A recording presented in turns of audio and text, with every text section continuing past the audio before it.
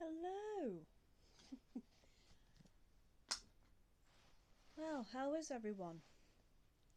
I'm sorry it's been so long since I last posted my uh, videos. It's been really busy. It's been a very busy time. That's the only way I can describe it. Well, 3 months ago was the last video I posted. Christine. Still reading the book. But I thought it was high time that I should update my channel because it's been quite a while. And recently celebrated my 35th birthday on Monday, so I treated myself to get my hair done, not coloured, just cut and feathered out and thinned out, and the resulting was looking like candy floss on the floor at the hairdressers. So I ended up eating candy floss. Anyway, enough of that. So I thought I'd bring to you all this next episode, chapter 6. Thought I'd treat you all to The Cat's Eye. Now, this film came out in 1985, so I'm pretty much the same age as this film.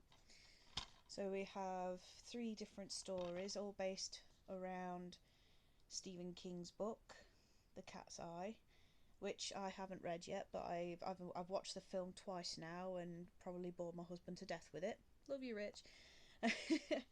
um, and Mum, bless her, she treated me to this and another Stephen King DVD, which I will probably make in the next couple of videos. So, right, so The Cat's Eye. What have we got? What's The Cat's Eye all about? Well, as I say, it was released in 1985. So it's 35 years old, and it's based on 3 short stories, as we all know. Well, as 3 fans know, that Stephen King likes to write short stories as well as his huge novellas. So we open with the cat, who at the moment has no name, just the cat, a tabby tomcat, taking a stroll, and comes across the first of 2 cameos in this beginning scene, which is obviously the most uh, which is the most cuddly, even though suffering with rabies from a infected bat, is Cujo, running after the cat. And in the next breath scene, you see the cat almost get run over by Christine, no less. Um, but as my husband and I noticed after I watched it for the second time and his first, that the reg plate doesn't quite match the original, but I think we'll let that slip for now. So we begin with the cat stumbling upon into the first story, which is called Quitters Inc., starring James Woods as the main character, and he's taken on the role as a man who wants to quit smoking, and his friend encourages him to join this company. Well, this company that provides services to help people to quit smoking. What he doesn't mention to what he neglects to mention is that Quitters Inc. has very persuasive and manipulative ways of having their clients quit smoking, and they're not your average everyday ways of quitting smoking. They're rather, I don't know if unorthodox is the word for it. They're pretty disturbing, to say the least. Now, like I probably have said, I've not read the book yet, so I'm just going on what I've seen with the film and did a little bit of research. I know Wikipedia is not the best place to go to for information when you're doing research on something, particularly with something like this. And So what we start in with is the character is introduced to some of the methods to help quit smoking, and unfortunately, the cat comes into this role as a sort of guinea pig to see what would happen to a loved one of the main character if he was found, smoking, because one of the policies of this company is they have very very good up close surveillance of their clients, and if any of them are caught smoking on the first trimester, I think it is, then the punishment will be to shock a member of the family. In this case, would be his wife. But just to know how serious they are, they show the character what would happen using the cat. Now, I'm pretty sure the Animal Humane Society was on standby just in case anything did go wrong, but it was pretty brutal to watch. And I'm not a big cat lover. I'm more a dog person, but even so, it was a bit. But I guess it's the way of the way of the story saying that these are the lengths that this company will go to help this person to stop smoking. So anyway, I've forgotten his name. Just bear with. Just while I'm fumbling for this, I am still mulling around trying to get some sort of editing thing sorted out. But just while I look for the cast and the names and everything, I was reading about it earlier, but it just seems to have forgotten me. And I don't know if you've noticed while I'm looking, shelves seem a bit empty. Don't worry, I've not been burgled. My husband and I are in the process of moving. So, fingers crossed, pretty soon we will get to. Here we go. I will get to broadcast my videos in a new home. So, right, anyway, enough of that. So, yes, we have Vinny Donati, that's it.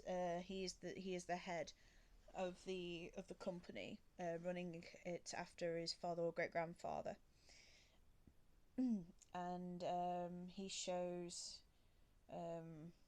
Dick Morrison, played by James Woods, what would happen. So anyway, after going through all that, he goes home and starts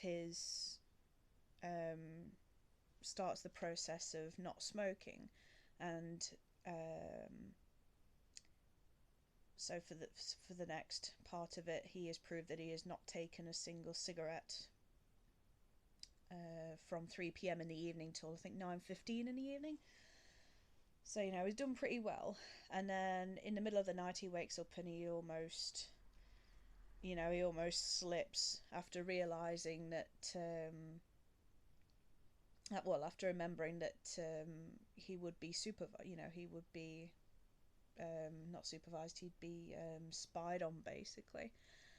And they go so far with surveillance as to having someone actually in your house and watching you, just in case you slip, which is what happens.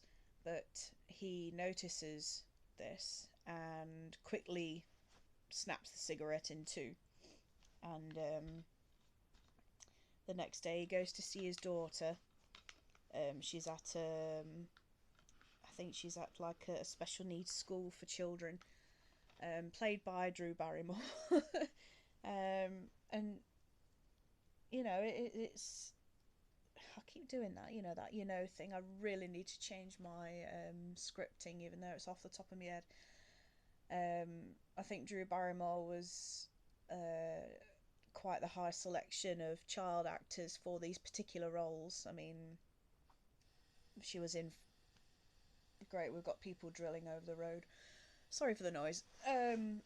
Drew Barrymore was cast as Charlie in Firestarter.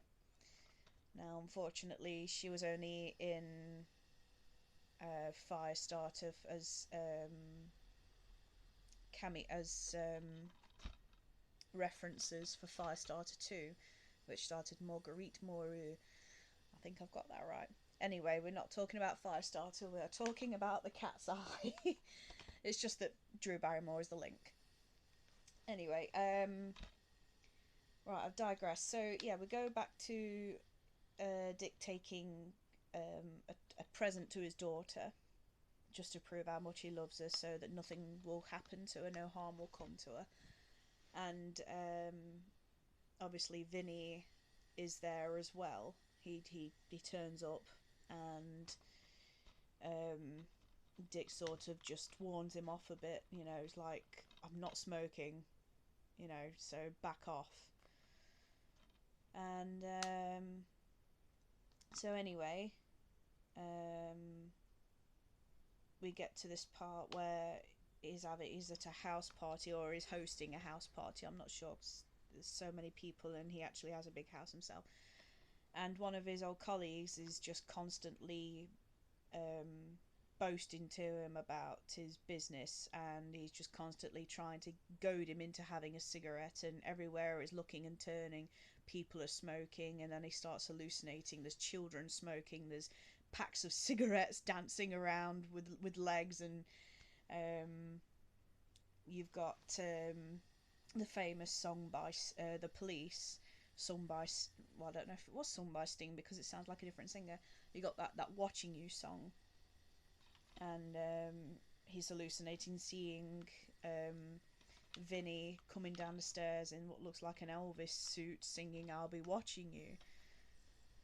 And then the next scene is on a motorway approaching the bridge, and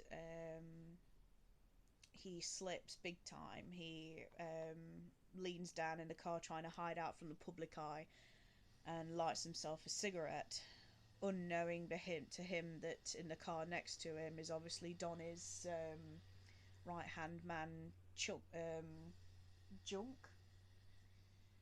Is it? Just bear with. Yeah, Junk. Yeah, not to be confused with Chunk from the Goonies.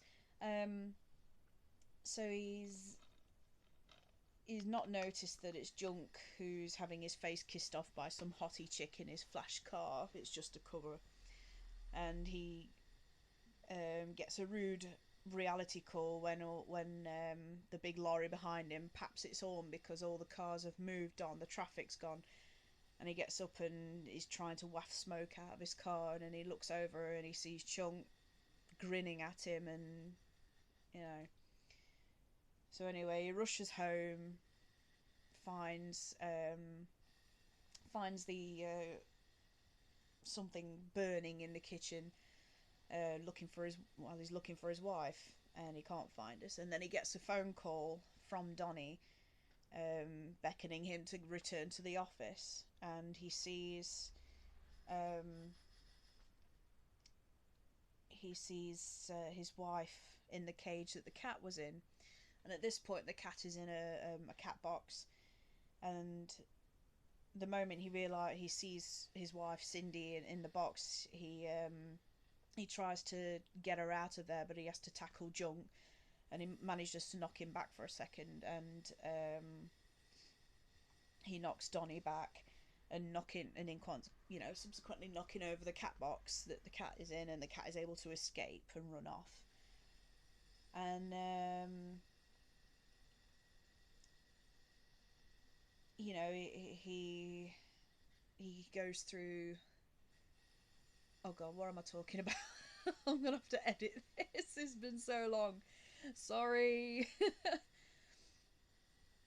So anyway, he's fighting off Donnie, and he's fighting off Junk to scare his wife out of the box, because she's dancing around manically whilst being electrocuted. Her hair's up on end, she's all static and everything.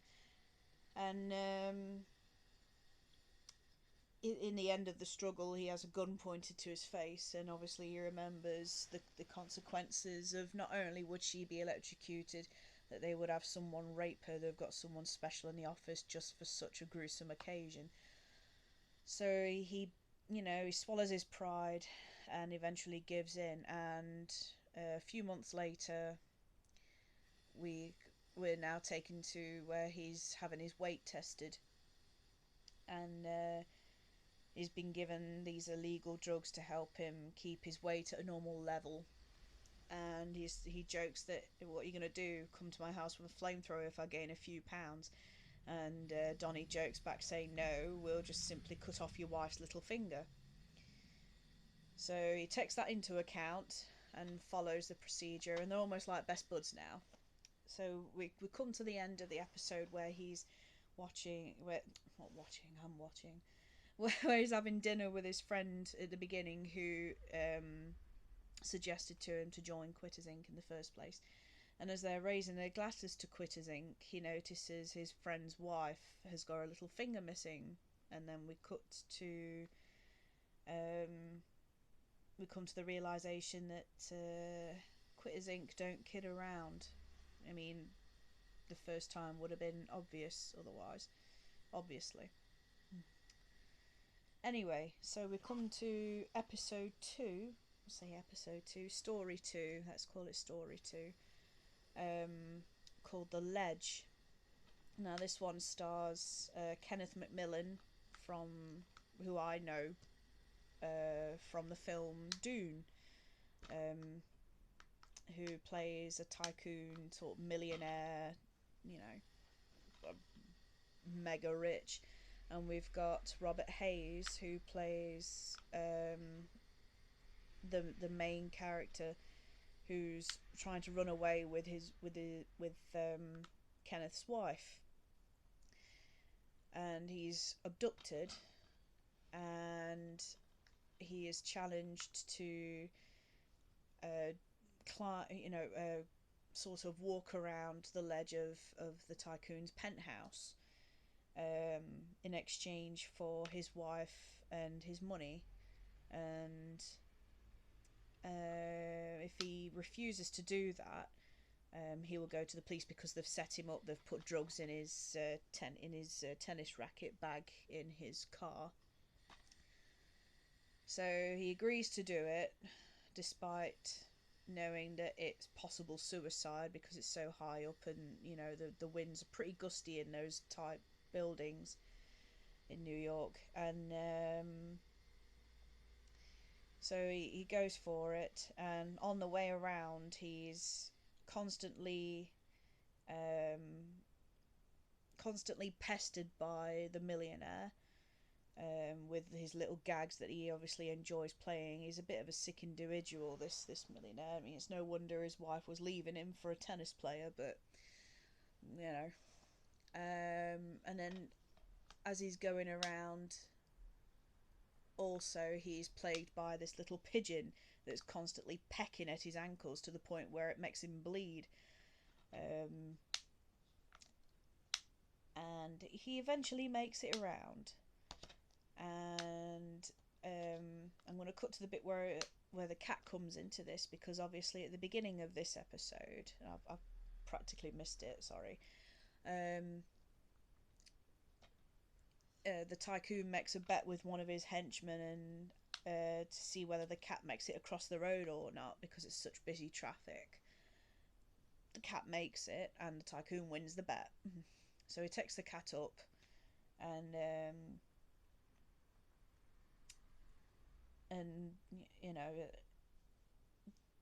gives him a home, gives him a bowl of milk, and all this, that, and the other. And the cat seems to take a liking to the athlete. So anyway, as the athlete makes it around the building, he finally makes it to the end. The cat sort of gives him a reassuring look, as if to say, you can do this, you've got this, I've got your back. And the cat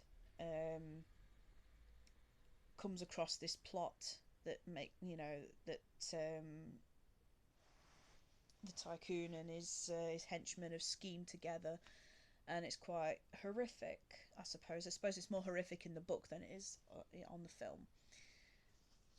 And um, he gets through, and the tennis player make says, right, basically I've done what you asked, and he said, you're not going to go back on your deal now, are you? And the tycoon, played by Kenneth, says, well, no, I never go back on my deals. Here's your money, here's your freedom, and here's my wife. And he kicks the bag, and out comes the wife's head rolling on the floor. So that starts in another fight. The cat knocks over the henchman, going under his feet, because cats are really good at doing that, little gits. And the tennis player grabs the gun and aims it at the tycoon, and challenges him to the same feat. So if you make it around if you make it around the block, I'll let you go. So the tycoon ends up going over, and tries to bribe him with thousands more dollars and all this, that, and the other, and he's just like, get on with it, I don't care. So anyway, I don't even think he gets halfway. He gets to one corner, and that same pigeon starts pecking at him again. So the and so with him being slightly older and not very athletic at all, who relies on his money to get by in life, unfortunately his pride and his fortunes get the better of him, and he loses his grip after so many pecks from the pigeon and falls to his death.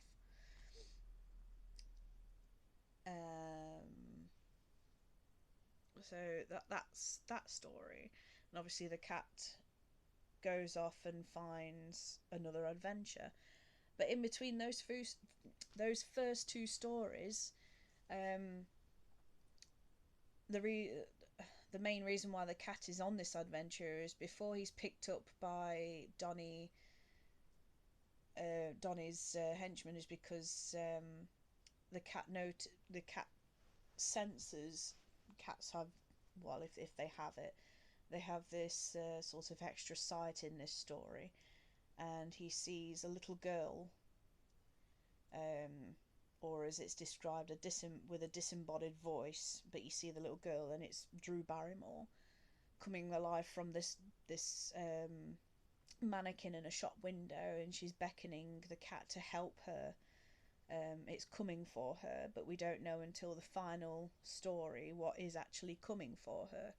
And obviously in the second one, the cat sees her in a video, and it's actually Drew Barrymore doing a little advertisement role with curly hair and a big fluffy cat. And as the advert's going along, the she sort of moves away from what she's doing, and again beckons the cat to help her. It's getting really close this time. So it's a really interesting storyline as to how they're all tied together. And so we come to the final episode, which is called General, which is what the cat adopts as the name by Drew Barrymore, playing Amanda, who by this point you'd think, oh, she knows the cat, she knows why he's there, but it turns out that it must be an unconscious or subconscious type of dream. So outwardly she has no realization of what's coming for her, what's going to get her. So we come to the first night. Her mum is reluctant to keep the cat in, simply because in her eyes cats are evil, and they sit on your chest and they steal your soul, according to her mother's or grandmother's child stories. And so the mum puts the cat out at night, and this is when we're first in, and this is where we're introduced to seeing what's actually chasing, or what's actually going to get Amanda. And it's a really ugly little foot high troll thing with bells hanging off its head, and it sounds like a gremlin. um, and it and I like how they made the girl's bedroom look so realistically huge, and they got someone to dress up in this troll suit and climb around this girl's bedroom, and this was before like CGI, because it came out in 85, so CGI wasn't at its peak as it is now, which practically takes over everything in a movie. So anyway, the cat finds a way into the house and spots the troll and attacks the troll. But the troll has already killed the little girl's parakeet, Polly.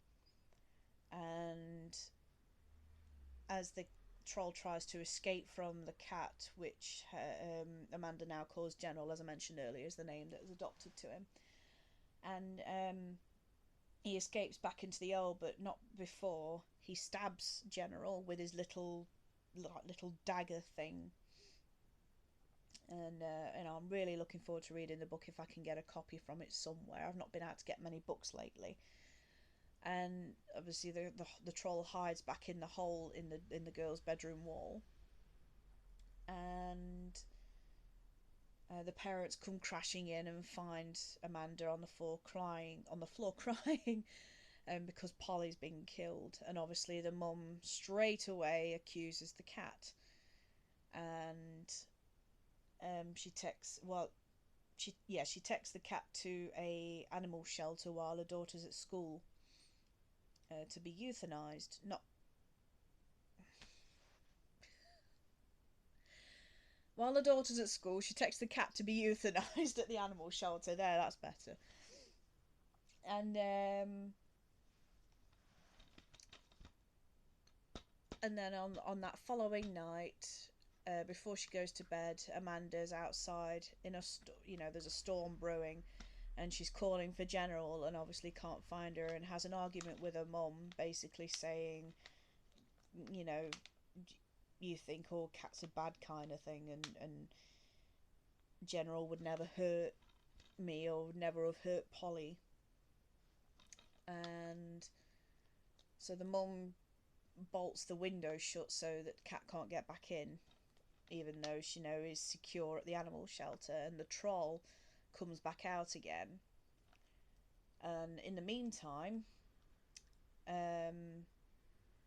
General is hauled up in the animal shelter, waiting for his last meal, as he has been labelled for termination the next day.